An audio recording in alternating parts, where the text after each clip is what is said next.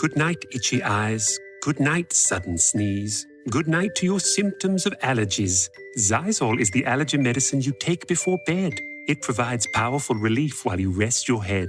Not just all night, but all the next day. Xyzal keeps working, keeping allergies at bay. And without those annoying symptoms disturbing your rest, you can wake up the next morning feeling your absolute best. Remember, be wise all, take Xyzal. At night. Hi, I'm Chris. And I'm Jeremy. And I'm Fergal. And we're from Movie Smash. Comic book movies are having a golden age right now with the MCU. Movies based on comics aren't necessarily a new thing, but they're a big thing. Join us every other Tuesday on Movie Smash. We explore these movies and find some hidden gems. Every other week, we revisit some of the best. And some of the worst movies based on comics or graphic novels. Was Green Lantern as bad as you remember?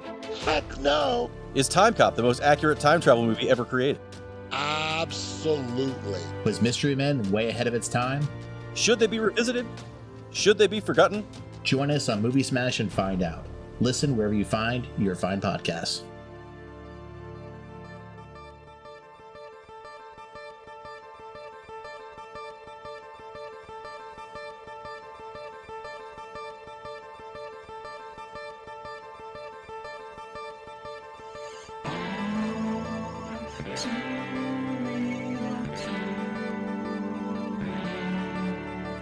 Okay, everybody, welcome to the latest episode of All Too Real 2. My name is Michael E. Cullen II, and with me, as always, is... Sesame. Racism is a scourge on this country and world that has existed for probably at least 10,000 years, maybe, or so. But then there was one particular form of racism that was called the, I think, unnatural racism. No, unnatural slavery is where they intentionally chose black people from a particular region of Africa to be slaves, whereas before, slavery was wherever you happen to find those people you were slaves. But like, for some, this part, they're like, no, we only want black people, and then we're going to enslave them. And then we're going to, humiliate them and degrade them. And then we're going to make fun of them and we're going to mock them. And we're going to do minstrel shows where we're going to paint ourselves black. And we're going to play up stereotypes that we created, mind you. So the stereotypes are ours. And then we're putting on a face to then act out the stereotype that we ourselves created. And then get a laugh out of the people who came to our shows who also took part in the very creation of the thing that they were then laughing at. So then it's like a circular thing. It just goes like perpetual motion, if you will, like perpetual motion. Like they say perpetual motion doesn't exist. It actually really does. It's a government. It's a secret. They don't want you to know about it. But like, so racism is bad. In Carta. Now the show's half over, and I'm just joking. That's my longest name I think I've had. I'm like 99.9% sure that is the longest name you've had. Yes. Yeah. Do you pay by the letter still? This time I just stole them. No. Oh, I thought maybe they started giving you coupons or something, Not really. Not anymore. They're done with me. They're done they're done couponing me. I'm couponed out, if you will. It's so interestingly enough, so there's a religion called the Baha'i Faith that Mike knows a lot about. It says that the biggest problem of America was racism. People think, I thought racism was over. We got over that problem, right? There's bigger, but it's climate change. There's all these other problems. Racism surely is a backseat problem, right? I mean, not back at the bus problem, if you will. And no, actually, it's very much front of the bus and back of the bus, matter of fact. And apparently, the movie we're about to talk about displays all of those very things, but in a very, quote, humorous manner, if you like that kind of I do not. I don't think you do either, personally. Yeah. I think I'm pretty sure that racism is still alive and well and wearing a MAGA hat. Yep. Oh, Lordy. So today on the show, oh, boy. How are we going to get through? We got to get through this somehow. Yes. We are covering film? Moving pictures. There's people, there's cameras, there's action, I guess it's a movie. kind of lighting. There's it's a movie that came out in 2019 with the name Loqueesha. Yes, Loqueesha.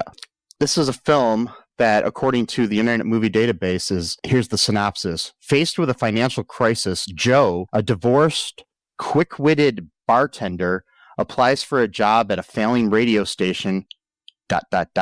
as a black female disc jockey. Yep. Not really a disc jockey, but yeah. Not really, no.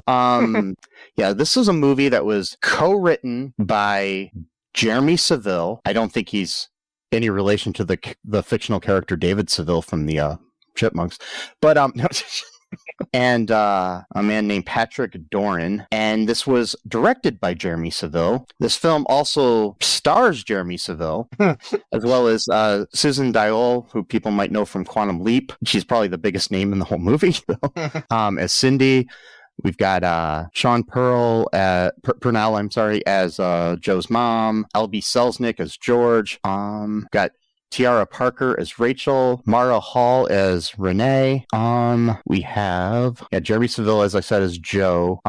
Michael Madison as Ken. We have the order of the cast here is kind of weird. So let me go to Wikipedia where it might be easier. Okay, yeah. Dwayne Perkins as Mason, Savannah Williams as Crystal, Thaddeus Eck as Jason, Michael Madison as Ken, Richard Milanese as Bob, Herb Mendelsohn as Fred, Brad Benarek as Don, Jay Costello as Sean, Alvarez Ricardez as Richard. Okay, so. Yeah, this movie, which is free on Tubi, came out in 2019, as I said, just pointing that out. Yep. What are your initial thoughts here after watching this, Sesame? Oh boy. So, a movie called Soul Man came out in 1986. We have reviewed that as well, where a student who graduated high school or regular college, still that's not clear what that was. Yeah. And listen to our episode for more details on that. Yeah.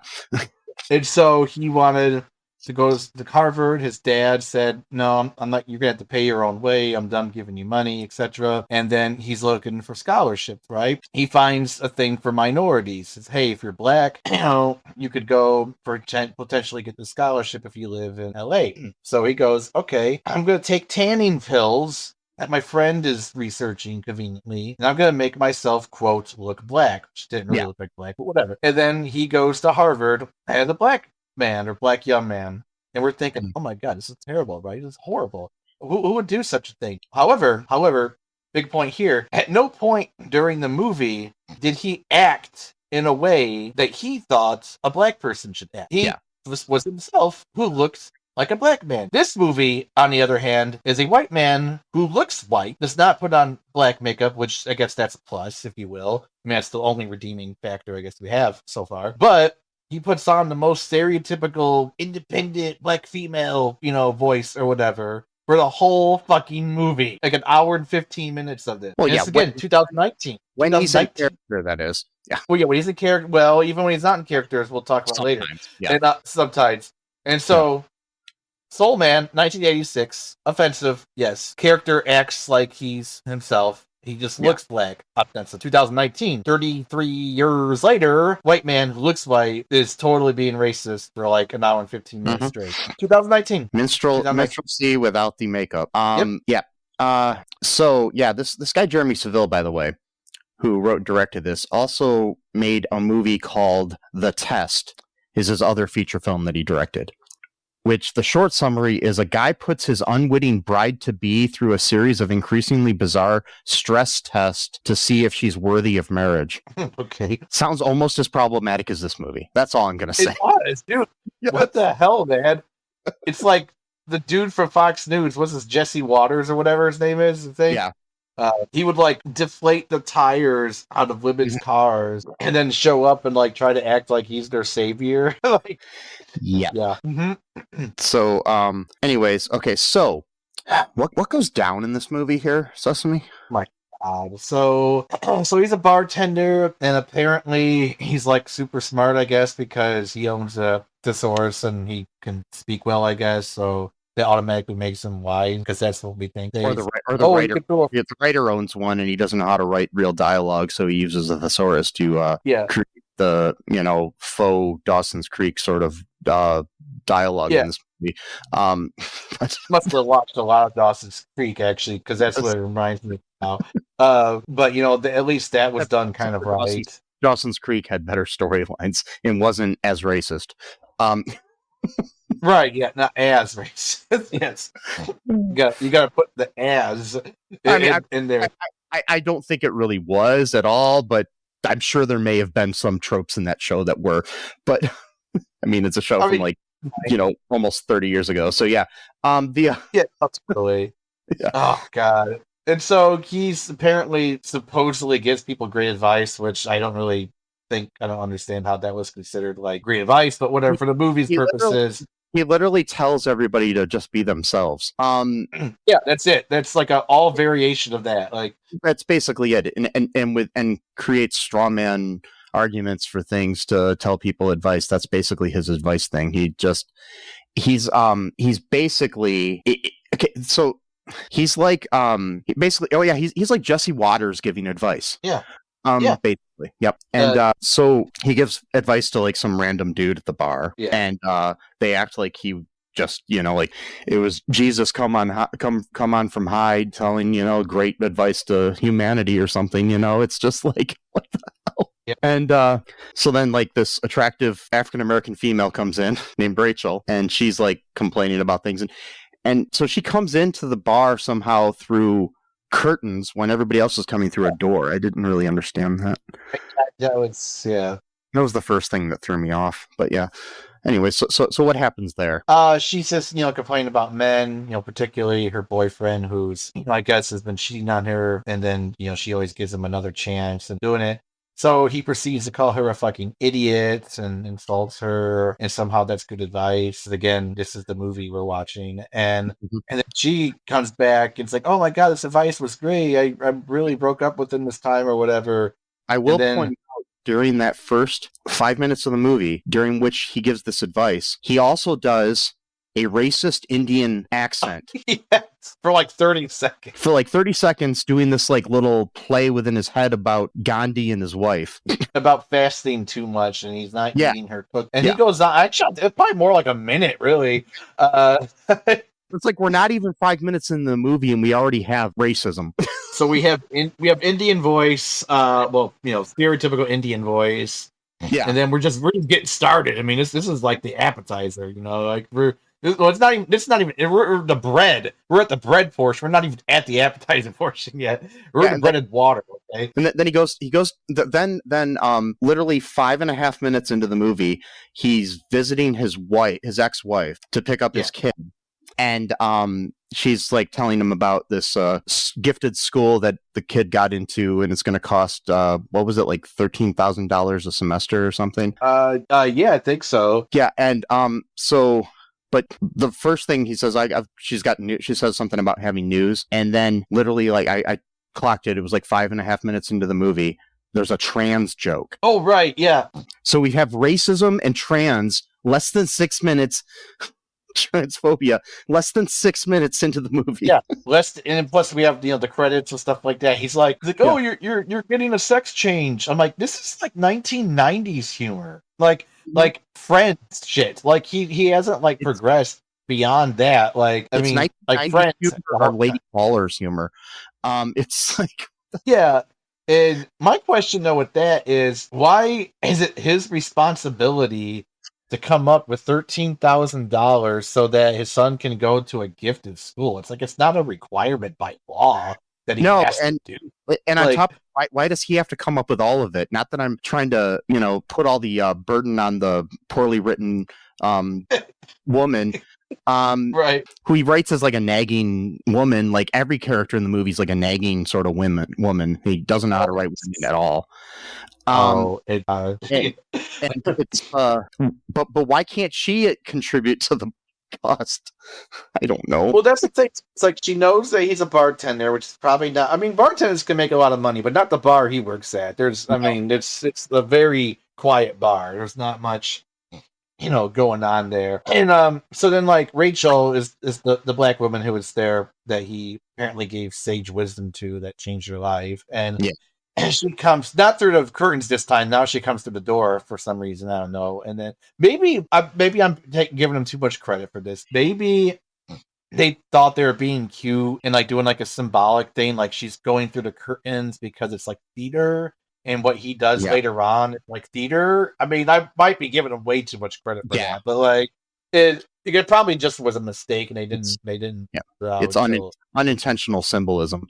So she comes and she's like, "Hey, your wisdom's great," and she's like, "I found this flyer. And, they're looking for like a radio host, at this radio station or whatever." And you can even read it as she gives it to him. It's right in the middle, and it says like, "Minorities are, welcome to apply," or something like that.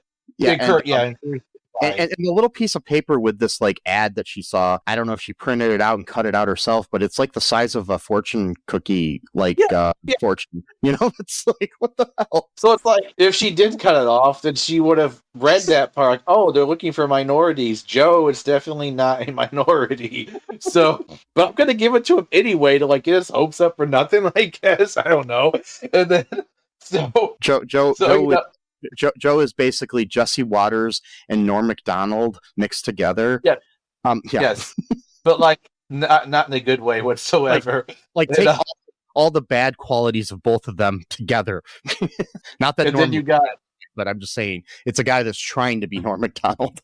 Yeah, it's a guy who's trying to be like Norm. He's trying to do the quick-witted, sarcasm. That's what I bet you that's exactly who he was trying to channel this entire time. Now that I think about it. Yeah. That's got to be what he was trying to be, which is ironic because the whole point of the movie is don't try to be someone else, be yourself. But yeah, he's trying to channel Norm. But so it gets even worse. So he's trying to channel Norm Macdonald, but then from there, channel a fake black woman character he's created. So now we got like 3 types of channeling going on, which is already gotten really super confusing. So she gets in this piece of paper that she must have cut out herself, I guess. I don't know. And then he's like, "Oh, maybe I'll do it." And so she like lets her go to her house. And they kind of do like a test run. And, he's acting kind of nervous and shit because he doesn't really know how to talk when he's not actually being recorded. And so she helps him through it. Like, "Oh, pretend that, you're talking to a caller or whatever, or I'm the caller or whatever." So, he beats himself and he's like super like, he's like Loqueesha. I think at one point he even said Loqueesha. No, never mind. Later on, he calls himself Loqueesha at one point and then he submits the audio file, and then they reject him because he's not a minority. And so we got like affirmative action. The white man's being neglected for the undeserving minorities, type of implication within the movie, kind of. And then he's watching this show. And it's like your stupid, like the like Maury Povich type show, and 2 black women are arguing with each other. He's like, "That's she needs her show." What's that? Which has the worst green screen I've ever seen in my life. I know it's and in the movie too, but it's like they couldn't even create like a fake set. They just did it on green screen and tried to make it look like the Jerry Springer show or something. It's just so stupid. Yeah, it like he's like, "See, that's." She should have her own show. That's what people want. They don't want some white guy. And he's like, "If I was a black woman, I definitely could have done that show." And it's like, like that's, oh my God, it just came up with this great idea. No. There's no, if the thought in your mind comes saying, well, sorry, my grammar was stuck. If the thought comes in your mind of, "Hey, why don't I pretend to be a black woman so I can get a job?" Like, just immediately delete that thought from your mind. Just be like, "Oh, that was weird. I had that thought. Maybe I'll just not stop thinking about that." I mean, when I was a little kid, I thought maybe when I grow up, I can be a transformer. But not. Yeah, I'm not Optimus Prime. You start to realize things that there are certain things you can't be. I mean, I could be a trans woman if I decided I was trans, but I'm not. I'm just saying, but I can't be a transformer. I can't be a black woman. I can't be an Indian guy. But this guy just doesn't see this. No, he thinks he can. So he's like, I don't know, man. Like, oh, Jesus Christ. So like he submits the. Oh my God, I feel like disgusting even talking about it. So like he makes up this fake thing where he records both. Okay. I'm getting all right. So the point I want to make though is that he sounds the exact same way as he's talking as himself, then as Loqueesha. You could obviously tell it's the same person Yeah. who's saying these words. And so he records himself as the caller and as Loqueesha, and he's editing it in this quote unquote smartphone, which they made a big thing about, like, oh, it's the first time he's had a smartphone and he doesn't understand scams, and so he's like, oh, I got 100. There's really bad ADR too when he says smartphone. You can tell that he originally said iPhone, and they recorded over it with smartphone. That's hilarious. Probably because they couldn't say iPhone. But the thing is, later on in the movie, somebody does say iPhone, so it's just whatever. Oh, Jesus. Yeah, so it's like, it's so stupid. So like, he sends them the thing, and they're like, "Oh my god, this is so great!" But that reminds me too. So I know I'm jumping all over, but like, so they live in a world that's separate from our world, that doesn't have the same culture and history that we do, because like the guy who's trying to like shake things up, he's like, I guess, the son of like the radio station owner or whatever. Yeah. And he's like, "Dad, radio's the past. We need to get into the future or whatever. People need something new. They need something fresh, which is a talk show radio host, which has never been done before." Like, what? Which is like literally like the first thing they ever did with radio, I think. And on top of that, like advice shows, this is nothing new. Even advice shows with African American women isn't a new thing in 2019. So again, the way he was acting, like this was like some revelation to him. I'm like, dude, what century are you living in? Like, that's not a new thing.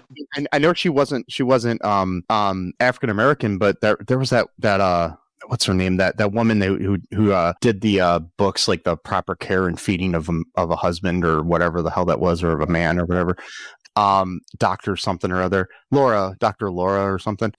She or something like that. I don't know, or I don't know what her name was, but she was a piece of shit. She used to give this no nonsense type of advice, and she still does to this day. But she's totally gone like completely like alt-right crazy. So yeah. Yeah. Yep. Yeah. So they want her, and then of course he can't be figured out, so he's got to make all these stipulations, like, oh well, no one can see me. Oh yeah, I have a rare case of xenophobia. I think that's the child. That's the thing. It's like, I don't know if that was supposed to be a joke, because I think he meant agoraphobia. But the thing is, though, if he's so quick-witted and he knows all these fancy words, how would he get that wrong? You know what I mean?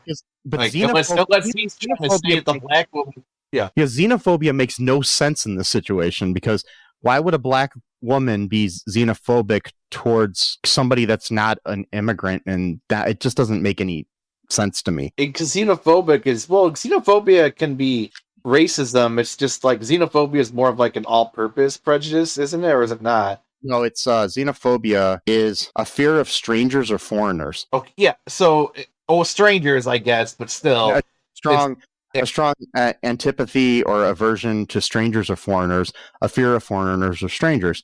That's some of the definitions here. Yeah, it's like basically being it pretty much almost applies only to like foreigners. So. Yeah.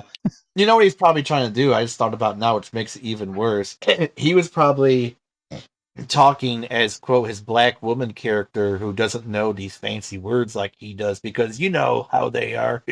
They're not smart as us whites. So he's trying to like make her seem 2 or 3 times in the movie too, which is like, yeah, I know. And so that's the reason why she can't come into the studio, but then they make her anyway. So she's like, okay, I'm already getting fucked up here. So he is like, okay, but nobody can see me going in and going out. I have to have my own sound engineer. And so he convinces this guy who goes to his bar to basically be like his partner in crime here. At no point do any of these characters ever find like offensive that he's like pretending to be a black woman that hated.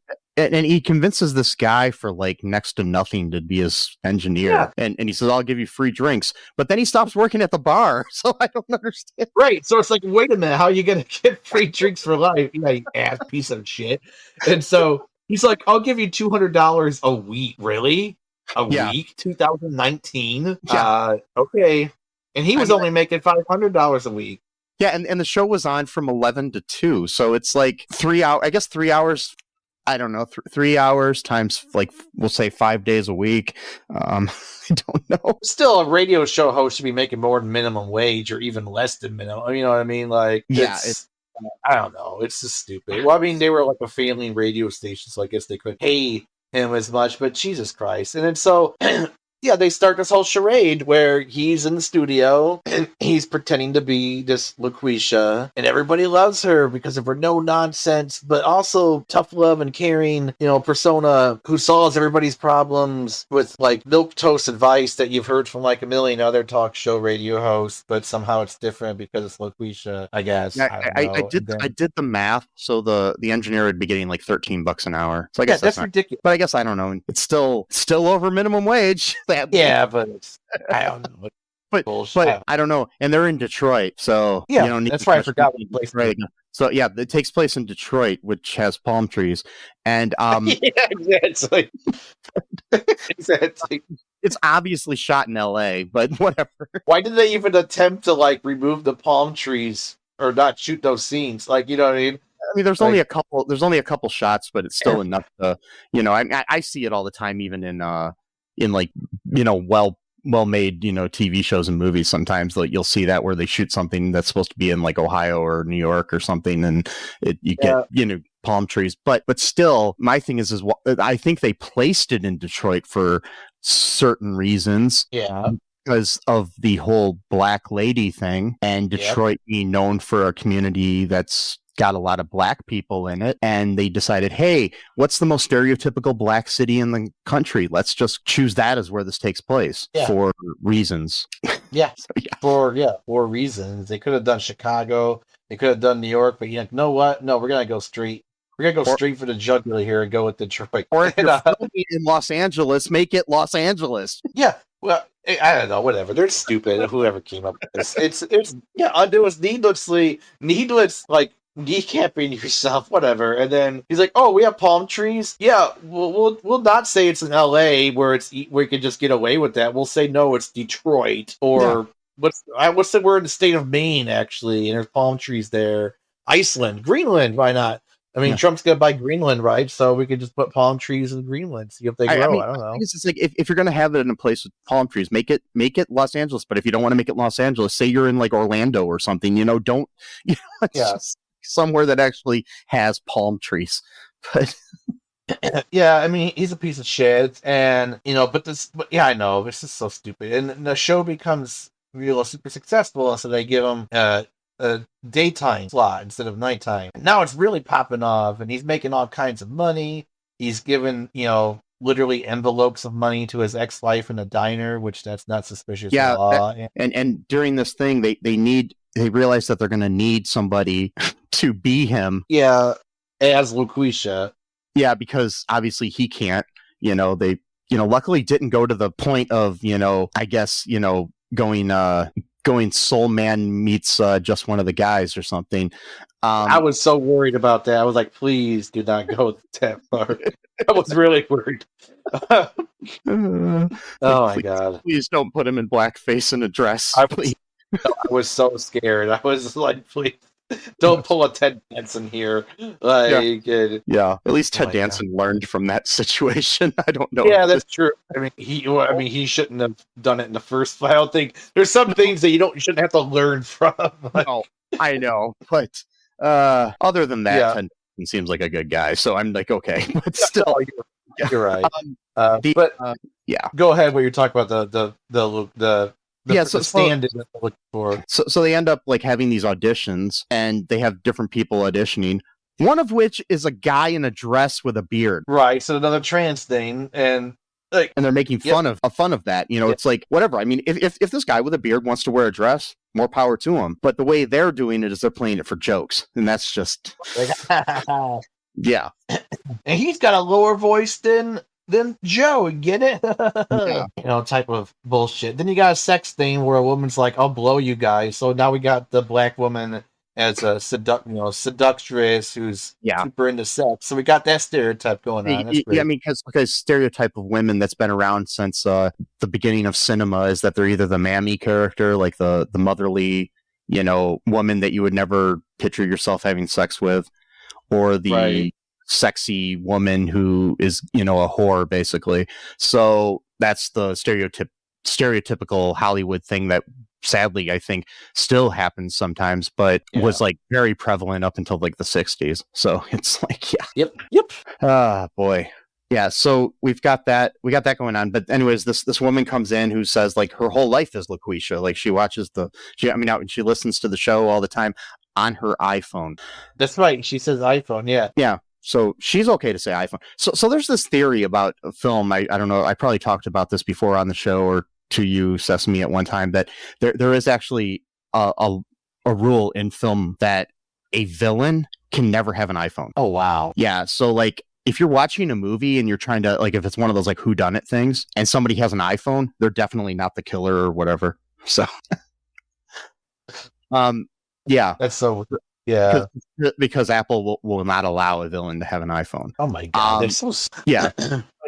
I guess it makes sense because, I mean, the thing is, it's like, they don't want their product to be associated with that. And I mean, it makes sense for legal reasons. I understand that because that's why, most products, like, some are fine with whatever, you want to do, but some products, like, like if you can't, like Coca-Cola could sue you if you don't have permission to use Coca-Cola products in your movie, especially if you like have like, a bunch of gangsters drinking Coca-Cola or something, or, a child molester or something, you know what I mean? You don't want it's like because you don't want to have that picture of like a famous villain from a movie, holding up an iPhone or a Coke, you just don't want that. So, yeah, that's true. Whereas you got Subway just does not give a shit as long as you put them in their show or movie. Yeah, they don't care how it's presented. Well, they're like, here because they had a spokesperson who was a villain, so it's exactly for like 20 years. Yeah. So, oh my God. Yeah, but my thing with it is that so we specifically, but later on they try to make this character the villain. So that's kind of like, okay, I wonder why Apple hasn't sued them. But still, also, are they implying that she's not the villain, or are they playing that she is? Because they don't want Joe, the main character, to have an iPhone because he has to specifically say it's a smartphone. So it's very confusing. I don't know if they even knew what they were doing. Yeah, and so tell me then about the woman that they chose and whether or not she is convincing that she is Loqueesha. So basically, I mean, she has kind of the speech pattern down, but her voice is like 5 octaves higher, and doesn't really sound like Joe. So it's like, so why would they think that made any sense? They could have picked. I mean, they couldn't find anyone else who has a lower voice than hers that could at least somewhat sound, like Joe. Because why did they have her lower her voice? Right. I mean, that's possible too, and. I mean, you could play it off like, oh, maybe Loqueesha had a cold, but it's like for the whole time. Like, and then suddenly when they show her in person, her voice is higher. Nobody was suspicious at all about. So she's basically hired to be on posters and billboards and stuff, and be the like in person, body of Loqueesha. Like if there's like a store opening or something like that, she's there. So yeah. And and she goes to the studio, so they think she's going in there to not record, but to do the show live. And it's what they basically just pay her $15 to sit there. So here's the thing: I'm wondering if the engineer got a raise at some point, because she's just getting paid $15 to sit there while he's producing the show and getting like $13.30 an hour. So both of which are, I think, underpaid, but still. I mean, yeah, $15 for 3 hours. That's like what? Like not even. That's like $5 an hour. That's. I mean, that's yeah. That's, well, no, okay. She got $15 an hour. Oh, an hour. Okay, I got you. All right. So what I'm saying is that she's making more than the producer. Yeah. Just to sit there. Man. So. Yeah. Well, she's the star. Ostensibly, and I don't know, man. Like this movie is just like made me feel bad almost to watch. Like like bad about life. It's like it's almost like Larry. Like we watched Tooth Fairy 2 or the other Larry King. But what was the other one? Part 2 that we saw? It was Jingle All the Way too. Jingle All the Way. Like it's feel bad almost. Yeah. Yeah, but those movies at least weren't racist per se. So it's like, Oh, not really. No, which is weird because you got Larry the Cable Guy's star, Yeah. but whatever. And then get her done. Oh God. yeah. Whatever. Those are just, like, I don't know what you want to call it, like when you're making fun of Southern people when you're really technically not a Southern person. That You're from Nebraska and you grew up middle class and Yeah. you didn't even used to wear overalls and jeans. In fact, some of your earliest comedy routines, you're wearing a fucking suit. and you don't even talk like that in normal. So Yep. yeah. Yep.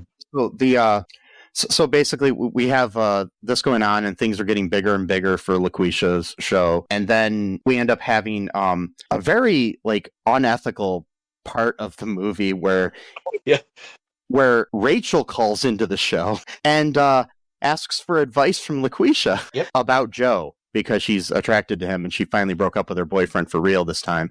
And and he basically gives her advice, leading Rachel to him. And then he's like waiting for her to call, and he's got this look on his face like a kid at Christmas, like he knows she's gonna call. I know, it's like, dude, that's like devious, man. Like, yeah, like he's literally sitting on the couch with the phone, like waiting for, like, I'm like, dude. He's like, yeah. Like, I know she's gonna call. It's like, This stuff's fucking weird, man. Yeah, and then so they go on a date. Like she basically says, I want you to come over and we'll have some drinks at my place, sort of thing. And he gets over there and he's like starting to have like so now they're making now it starts to the point where they're making fun of mental illness. Yep. So now we got So now we got that going on. We have racism, multiple types. We have racism, trans, overall misogyny. Oh boy! And now can you explain why you're making fun of mental? Like, what is the catalyst for this? So what ends up happening is he's like they're making out with Rachel, and he starts like breaking into like he's got a dissociative identity disorder sort of thing, where he's being both himself and Loqueesha, like mid sentence. It's like, oh my god, and like and he's like, and then he says to her, I have a black woman inside me. Oh my god. And she's like, so are you gay or something like that? And it's just like, now we got homophobia too. But it doesn't make any sense though. How would that be gay? Like, no, it wouldn't. It doesn't make any sense. And throughout the rest of the movie, people keep like asking him some of that stuff, like at different times in the movie, and it's like he keeps like really defending the fact, like really misogynistically defending, like, how could you ever think I'm gay, sort of thing. It's like, I mean, I'm a heterosexual male myself. I've had people ask me if I'm gay because of some of the things I like and the way I believe and the fact that I actually care about people. It's which is kind of sad that you can't be considered a man if you care about humanity. So it's like, or you're not. I mean, it's like if you don't like subsist, you can't be like considered a cis straight man if you care about humanity. It's like, but so I've had that, but I've never ever been offended by somebody thinking I'm gay, even the time a guy tried to kiss me. So it's like you're like, how dare you call me gay? Exactly, like I am not, fuck you. I was in theater for years, and I had a guy come on to me and try to kiss me, and I was just like, I'm flattered, dude, but I'm not interested. So, done the same thing if it was a girl I didn't like that was trying to come on to me, sort of thing. But it's like, whatever, but he's like so offended by that almost. So that's like weird. And so he kind of like runs out of there, and like, we're just like, what's going on there with Rachel now? And like, then she disappears for like over a half hour of the movie. And he's driving his car, and he's like talking to himself as Loqueesha. Have full blown argument with himself. Yeah. And then we have really bad special effects where you see a cop pull up behind him, and you see the lights in the rearview mirror, but they're like pasted on there really badly. Like there was no diffusion over it to make it look like they were coming out of the mirror, as opposed to, it just was so bad. It was like, I don't know, it was like Birdemic quality special effects. And So the cop pulls him over, and you see palm trees in the background. In Detroit, famous for their, Detroit. There's a lot of things, Detroit's famous for their Detroit style pizza, the, Coney dogs, the Pistons and the Red Wings and the Tigers and the Lions and palm trees. Yeah. Yep. And palm trees. Yep. Oh my God. Love it. I love it in December when there's like all that snow on the ground on top of the palm trees. It's so beautiful. It is. It's so beautiful. It's so. He gets pulled over and he's like arguing with himself as Loqueesha, and even the cop's like, "Hey, maybe you should stop listening to her." Just like, you're getting too obsessed, dude. I know. He's like looking out for the poor guy. So he gets away with it, I guess, because he's a white male. And yeah, exactly. And the cop, by the way, the cop is black. The black cop. Yeah. I want to point out something here before we get too much further into the plot. He surrounds his character with all these black actors, who basically are justifying his racism. I mean, I know they probably just, wanted a payday, and maybe some of them don't see it as offensive or anything, but even just writing the characters as black is somehow, justifying that the racism is okay. It's to the audience, it's like I don't his friend thinks it's funny and shit, and it's, but it's, and Renee's fine with it and going along with it for the paycheck and stuff, and it's just like it's also making you making it out to be that she's greedy in a way and stuff. It's just like they don't paint any of the thing is they don't really paint any of the black characters as per se good people either, right? It's like it's just weird.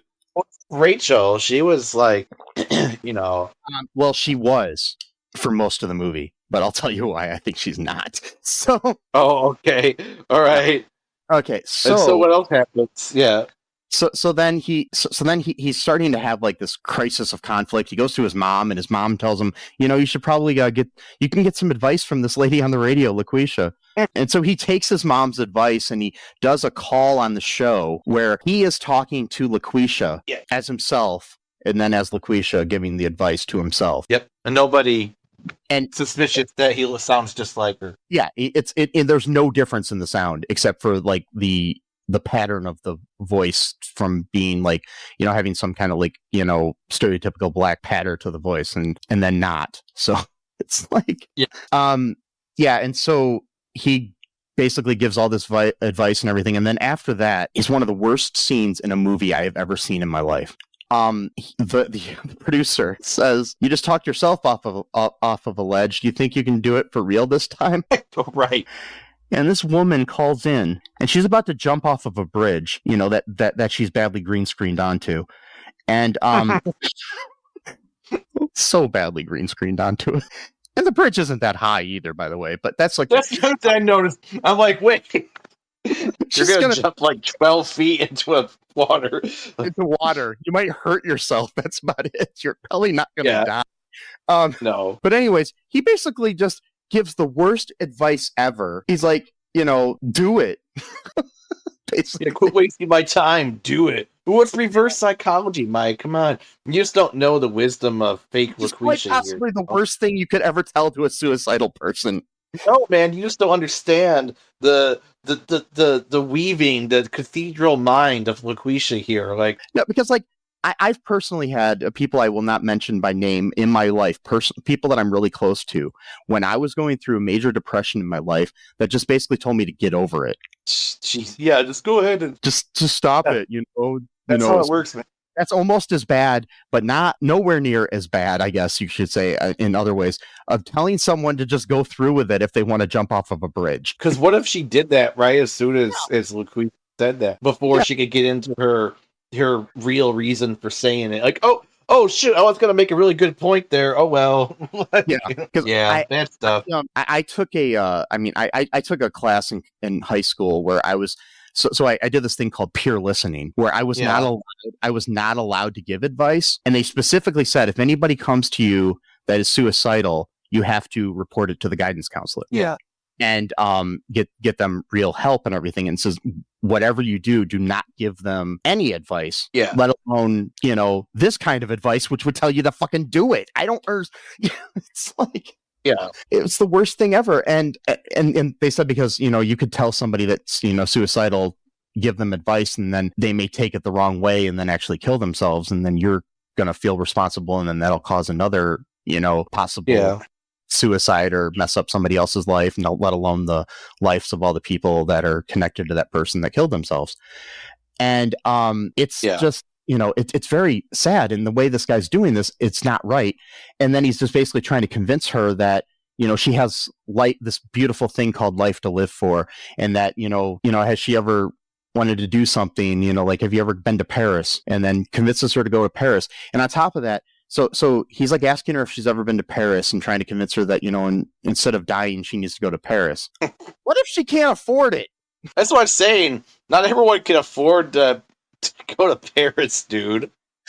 Especially if you live in Detroit, because it's not exactly the most richest country city in the country. Oh yeah, man. I live in Detroit, and I'm about to jump off a 12-foot bridge, but I can totally afford to go to Paris. Okay, dude. And he literally says that you'd make a better splat if you jumped off the Eiffel Tower than a bridge in Detroit. Right. So it's so you're still encouraging her to kill herself, but only after she goes to a cool city, makes love to a Frenchman, then kills herself. It's wait, what? And he doesn't know anything about this woman. Maybe she's just going to repel all Frenchmen. None of them are attracted to her. It's still she didn't really do it. It's oh my god! I cringed during that whole scene. I was like, I hate this. I hate this movie. That's been a long time since we've watched something that I've viscerally hated, and this movie is one. So it is. Yeah. So anyways, that happened, and that it's kind of sad that in a very racist movie, this scene is the worst scene in the movie. But. Yeah, exactly. That's how bad it was. It's a scene that doesn't really deal with racism is the worst scene in a racist movie. So, it's oh god, oh boy. So she's woman. It's always a woman character as well. Yeah, mm-hmm. And he doesn't know how to write women at all. Too. That's including this woman who's about to jump.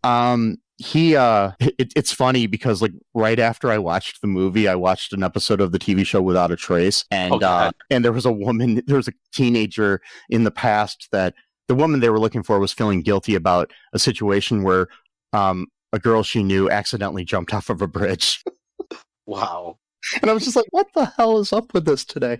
Anyway, so so after that he starts to have regrets about this, but Renee basically becomes this conniving. He gets an email from Oprah. Oh yeah, that's right. An email from Oprah. Not an actual letter. I just gotta shoot an email. Because Oprah just sits around and emails people. Yeah. That it's about an hour a day. She just hey, this is my email time, so I just go and email people for an hour a day. Yeah, and it's from the richest person in media ever. Yeah. She doesn't have assistants or other people that do that for her. Yeah. Don't they have an episode of her Behind the Bastards coming up, or did I dream that? Oh, they by the time this comes out, probably all the episodes will be out. They've already had two when we're recording, and I've listened to both of them. Yeah, it's interesting. Makes me sad to think about that.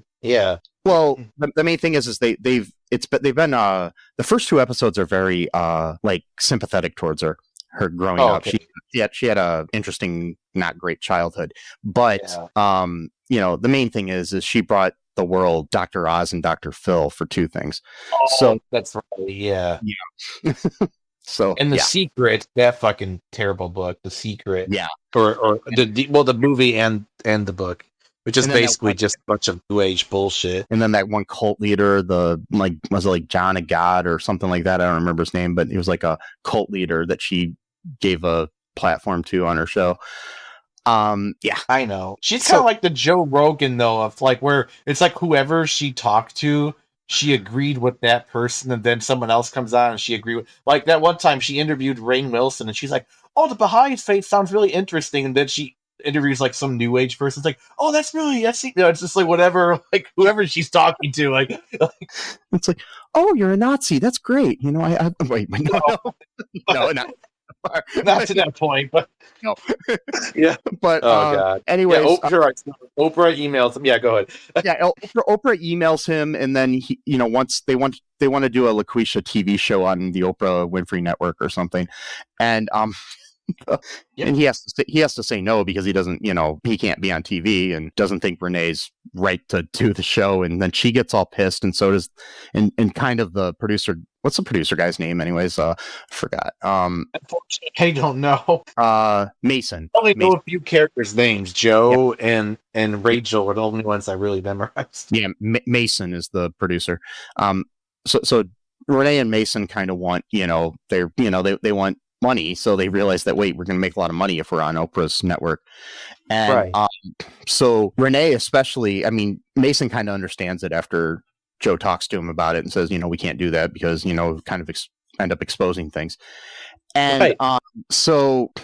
But Renee comes in and she's got a big plan. Oh yeah, by the way, I just wanted to emphasize the fact that when he's himself talking to Loqueesha, I was trying to remember what it reminded me of when he's like these split personalities. In Lord of the Rings when Gollum talks to Schmeagol. Oh yeah. Like when he looks in the water and he's talking to his old self, and stuff, and he's having these arguments, like that's what it reminded me of. So yeah.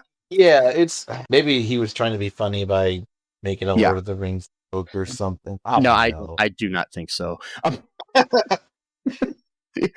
don't think he's the guy not smart enough to yeah. Yeah. So Renee basically comes up with this idea that she's like, gonna like expose things if he doesn't do the Oprah show thing, and says, from now on it's gonna be 70-30, and then he's like, okay. He's like, I can't give you 30%. And it's like, well, you're not going to. You're going to give me 70, you 30. Right. You know? And then the greatest line in the history of film. He says, "What are you, blackmailing me?" And she says, God. "No, I'm black femaling you." Oh my god, dude! Oh, I cringed. I almost my muscles almost tensed up and gave me like a injury. Like I have so much sympathy and pain for the woman that played Renee. Like to have to say that line. I know. Oh, hopefully they probably didn't pay her much money for this movie either. But I don't know what the budget of the movie was, so I'm trying to find it. Probably not much, probably not a lot, but yeah, and it's just like, and so then it goes again too with the stereotype of like, oh, she doesn't know what the correct words means, and so she thought he meant black male, as in that he was talking about like a man, and so she's like, no, I'm black femaling you. No, I think it was more her just trying to be funny. Oh, okay, yeah, I hope. I don't understand, dude, why anyone thought this was a good idea to make. Plus, too, it's like, again, she doesn't sound anything like Loqueesha. That was never gonna be exposed at any point. Like, yeah, I don't know. Yeah, I can't find the budget for this movie. I really wish I knew how much they paid to make this movie to try to figure out what they may have paid, the actors.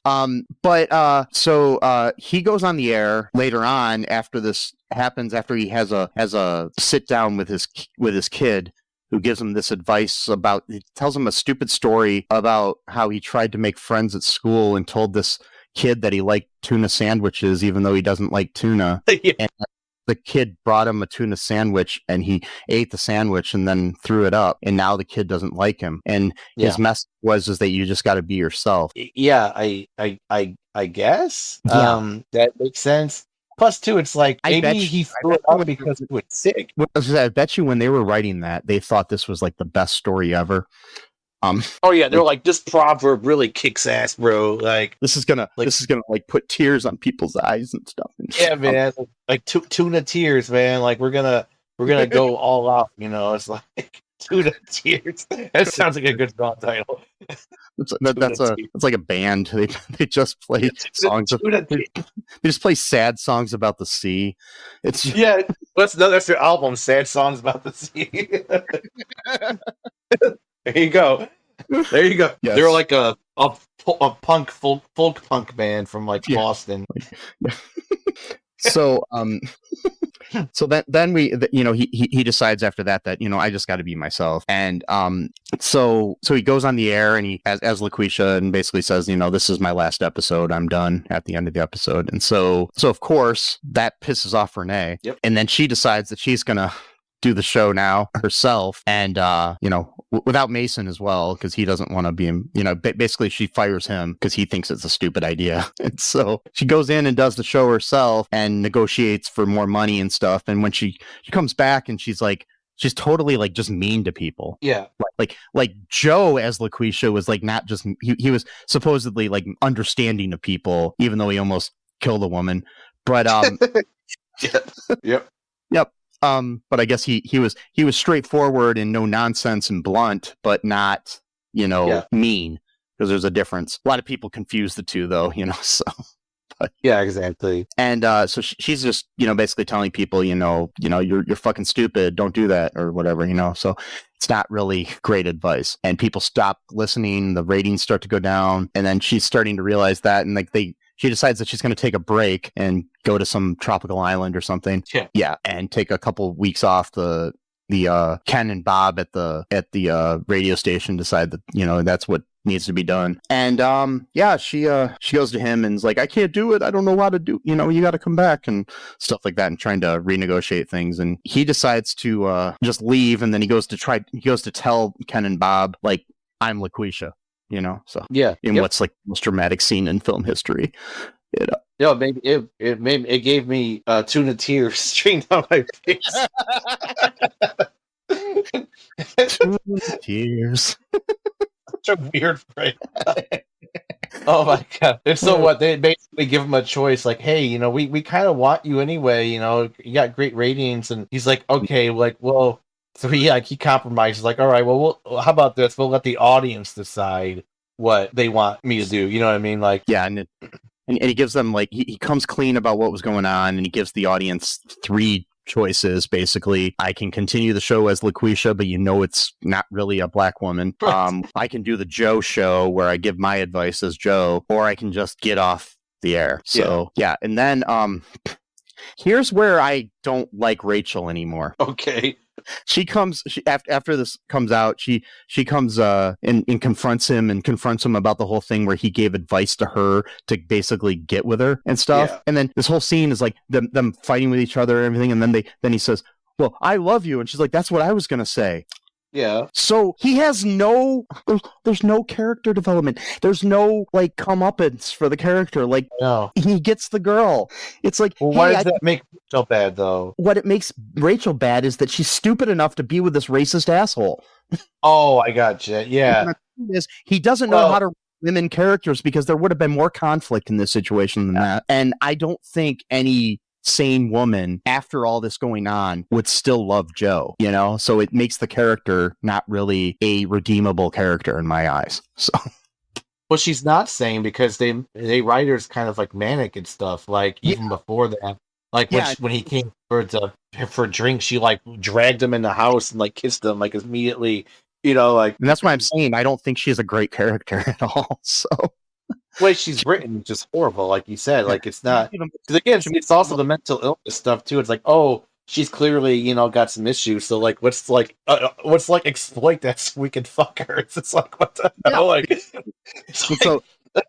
so then we wake up the next morning assuming that they fucked the night before because she's in bed with him, and yeah, probably, yeah. And the radio station calls and says that 20% of people said that they didn't want him on air anymore. Mm-hmm. And then 40% of the people said they wanted him to be Loqueesha.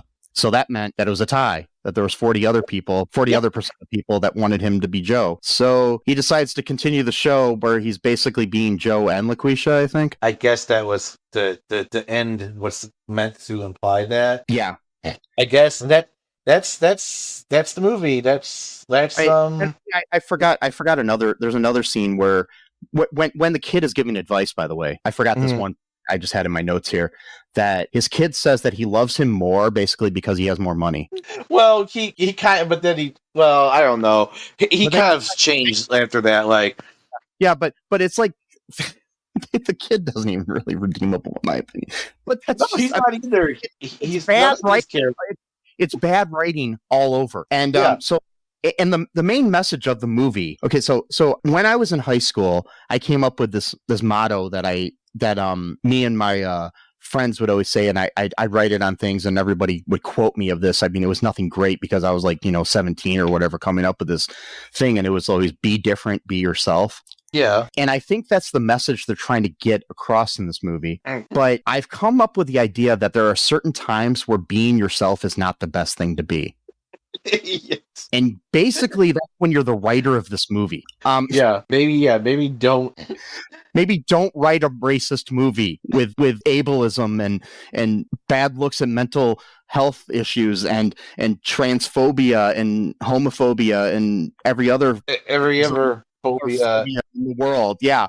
It's or whatever. Oh my God, dude. And another thing too, I wanted to mention, it's not really about the movie in particular, but I've noticed something over the past, I don't know, I'd say past maybe even 10 years at this point, where there's a lot of stories, movies, and commercials, etc., where it's interracial relationship, but like 90% of the time, the guy is white and a woman's black, so it's like almost kind of like it's like still taboo, I guess, for the black guy for the guy to be black and the woman to be white, because it's like, oh, we're totally cool with interracial as long as the guy's white and the woman's black, Well, I will tell you, bringing back Dawson's Creek, that Joey's sister on there who was white was with a black man. So. Oh, okay.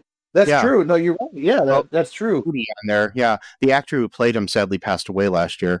So, he was actually paralyzed in a car accident years ago and was doing really well for himself. And I can't remember exactly how he died, but yeah. Anyways, yeah. So here's a little bit from Wikipedia here about this movie that I just wanted to get to before we wrap up the show. So the film's trailer was released on YouTube in May 11th of 2019, prompting a backlash on social media for the film's overt racism, sexism, stereotyping, and cultural appropriation. Yeah. And in response, Seville tweeted a photograph of himself with Marlon Wayans. I guess they had met at one point, referencing the latter's film White Chicks. No, that's not the same. Okay. Exactly. And then Wayans said in return that he hated when people tag me in their bullshit. It's annoying as fuck. Yeah, it's like you're not even part of the conversation, dude. Like, it's just like... And imagine if... So Dwayne Perkins, who played Mason in the movie, one of the black actors in the film, he defended the film, saying this is a comedy about a guy who does the wrong thing for the right reasons, and the movie really gets into all of it more than the trailer does. No, it doesn't. He says, I think you have to withhold judgment until you see the movie. But again, making a mockery wasn't my intention. Okay, I did see the movie. And not the trailer, just the movie itself. And I have to tell you, it's worse than Soul Man. Because at least Soul Man, there was an understanding. Granted, he got everything he wanted at the end. So like, if there was no comeuppance from him either. But whether it was done well or not, at least the character in that movie lived his life as a black man for a short time. You know, he didn't do anything stereotypical, but he got to see what racism can do to a person. This guy never did. No. There was no lesson that he learned, period, except for, I got to be myself. That's not that's not the lesson you should be learning from doing a minstrel show without makeup. You know, it's like... Exactly, man.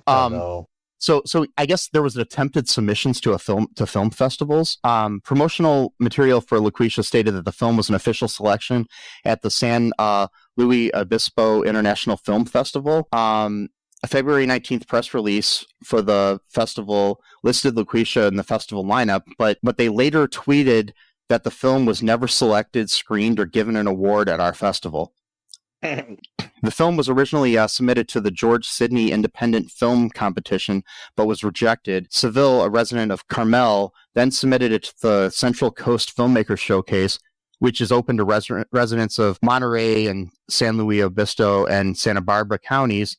After Loqueesha was accepted in this category and the festival guides had been permitted, the film was pulled by its producers before the screening. I'm assuming because he didn't live in any of those cities. The festival apologized that the film did not receive an adequate vetting process and committed to installing appropriate measures to see that this unfortunate circumstance does not occur in the future. So maybe they did reject it for the blatant racism in the movie. Rotten Tomatoes. On Rotten Tomatoes, this film has a 0% rating. Wow. That's really hard to get that low of a rating. There's very few 0%, ratings. There are only 40 films with more than 20 reviews have received that rating. Wow. So yeah. So that's his great accomplishment. That's his legacy. And I mean, I've said it before, and I'll say it again, I'm sure in the future, but I think this is the worst film we've ever reviewed for this show. I think it's really close. Yeah, I really do. I mean, worse as far as message. Definitely. Yeah, absolutely. Production quality. I mean, the production quality was pretty bad, but it wasn't like, I mean, I've made worse production quality, so I can't really be critical of that. But I'm just saying that, it didn't look great, but it didn't look like horrible either. So, except for the bad special effects. Yep. So, any other thoughts here on this before we wrap things up? Yeah, I mean, it's not about this, but so I got an email the other day. Someone that we both knew. Last time I heard, he was sleeping in the ditch, and I haven't heard anything from him. We're talking about 6 years at this point. Yeah. He sent me a file, and it was an audio file, and it like made my ears bleed a little bit. It's like literally, like I started having like visions and shit. And I think, anyway, so I'm gonna play you part of the audio file and see what you think about that.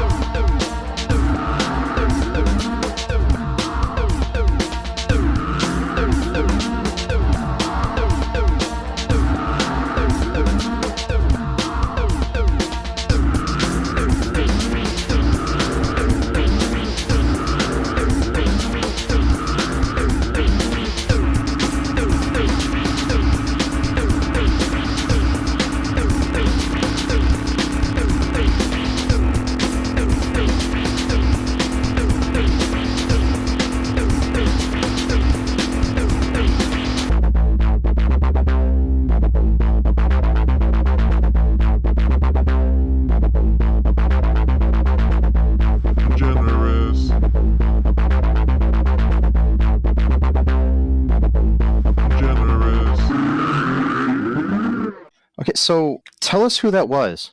So that's an old friend of ours, well, the acquaintance of ours, named Tony Generous. We used to talk to him quite a bit back in like 2019 for a few months. Then he kind of yeah, we talked to him. We talked to him a lot on a podcast we no longer do called Super Story Podcast. Yeah, he was a good guy. I've been worried about him for a long time because I haven't heard from him in a while. I know you were a little closer to him than I was, but I was worried about the guy. Yeah, well, I mean, I was close to him because he brainwashed me into a cult. But it wasn't not so much brainwash. It was more of like a frequency pattern. So it turns out that Tony Generous is actually a spiritual being that is not human, but takes on a human form and has the ability, I guess, to convince people that he is he is a cousin of, or he claims to be a cousin of Tom Petty, which step cousin. We're not even sure is that's he true. is he as convincing at fooling people as Joe was convincing people that he was Loqueesha? A little bit more actually, and it's, and so he would send me these songs, and like it would make my computer glitch. I thought he had a virus at one point, but it said my computer said no, it's fine. So I think it had something to do with the frequency patterns of his mind was causing my computer to glitch. My computer and had stuff. chlamydia once. Yeah, My computer had chlamydia once. It was weird. that's sad. Yeah, and yeah, he would send me all these emails with these weird songs. Like he wanted to do like car wash jingles, I guess, for some reason. And he wanted to call himself Tony Generous because he wanted to be like the opposite of Tom Petty. Petty, Yeah.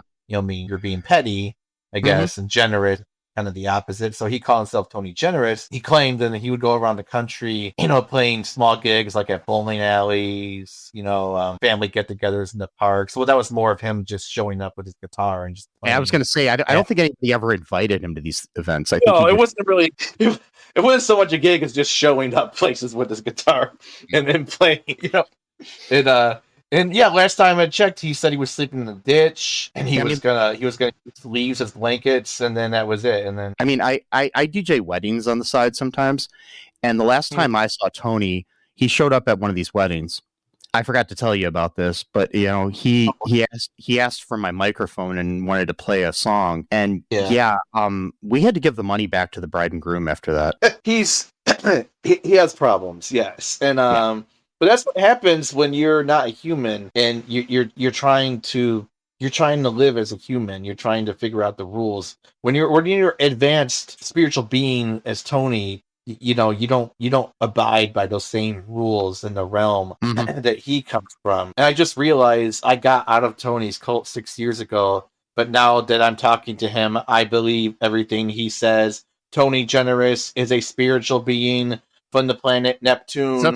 Sesame. And I follow every what? Come back to me. What? Come back to me. Oh, okay. Sorry. Don't fall into the He's trance. got this pull on me. He's got this pull on me. I'm sorry. Yeah. What I recommend is buying all of the antivirus software you can, and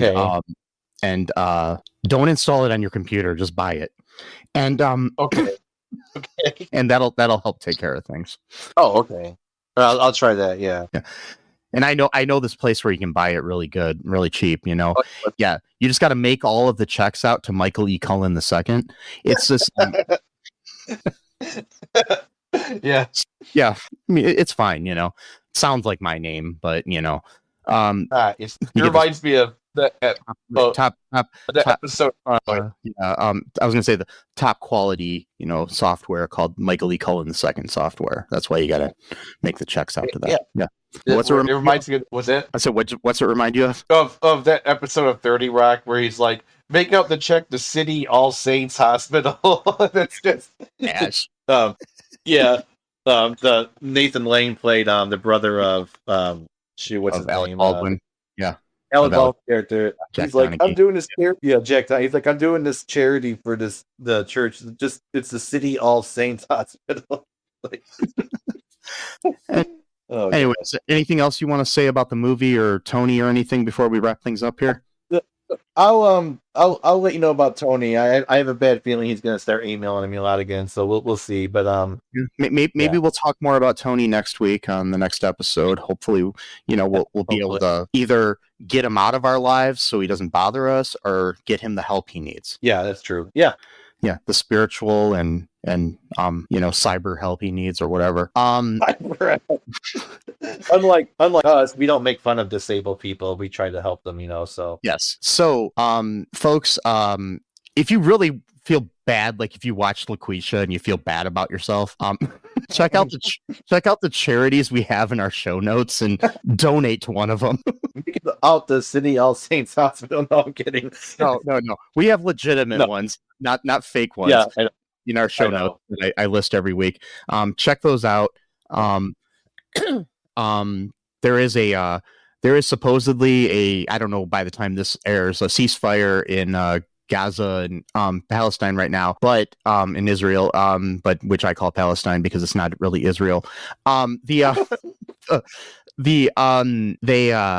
supposedly have a ceasefire, but people there have lost everything these displaced people. It doesn't matter, what you think, but these kids do not deserve to starve to death.